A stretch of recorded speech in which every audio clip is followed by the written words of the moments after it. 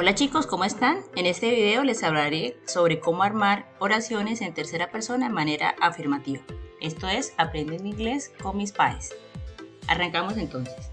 Recuerden que para una oración afirmativa debemos tener el orden gramatical de sujeto, verbo y complemento. En este caso, por ejemplo, tenemos We go to the cinema once a week, donde we es el sujeto, go es el verbo y to the cinema once a week es el complemento. Veamos otro ejemplo de oración afirmativa. My family and I enjoy watching movies. El sujeto es my family and I, el verbo enjoy y el complemento watching movies. Observemos esta oración. Dice, he reads a lot of books all the time. El sujeto he, el verbo reads y el complemento a lot of books all the time. Si observan cuidadosamente, la palabra reads, que es el verbo, lleva una S, porque está en tercera persona, es decir, tiene los sujetos he, she o it. Eso nos lleva entonces a tener esta conclusión. Cuando las oraciones afirmativas tienen como sujeto la tercera persona, es decir, he, she o it, el verbo va a llevar una S o una ES al final. Vamos a echarle un vistazo a las reglas de formación de la tercera persona. Miremos aquí el ejemplo. She loves reading novels. Y el otro, she goes to the movie. En la primera loves solo lleva la S y en goes lleva la ES. Identifiquemos cuándo colocar la ES. Generalmente la regla dice que siempre, la mayoría de las veces, se va a colocar solo la S.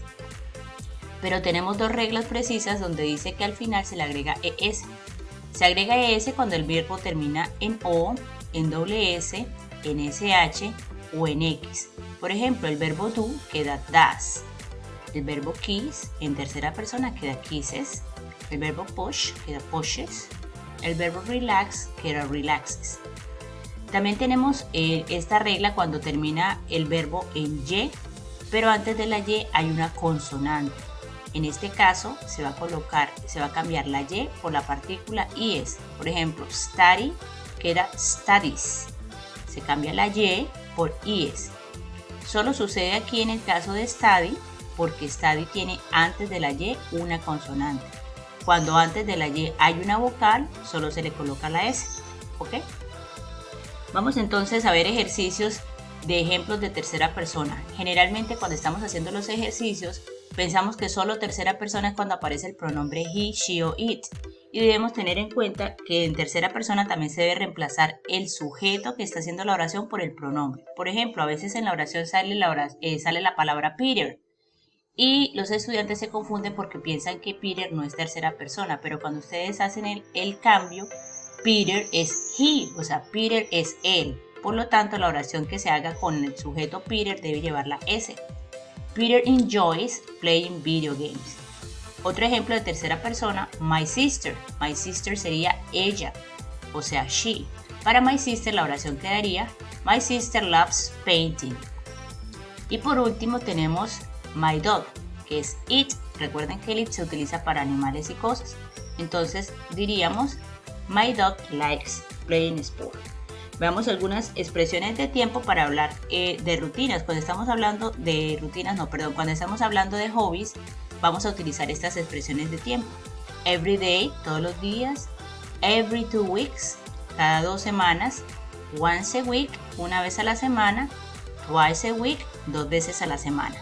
Entonces, cuando hablamos que me gusta hacer tal hobby, uno dice con qué frecuencia lo realiza. Vamos a ver un ejemplo acá. Decimos, we go to the cinema once a week. Vamos al cine una vez a la semana. O I watch movies every day. Yo veo películas todos los días.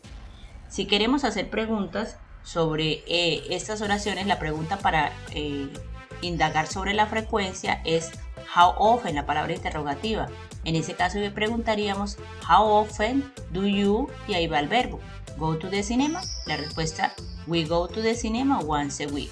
O por ejemplo para la segunda pregunta, how often do you watch movies? I watch movies every day. Bueno chicos, espero que les haya gustado. Un abrazo y nos vemos en clase.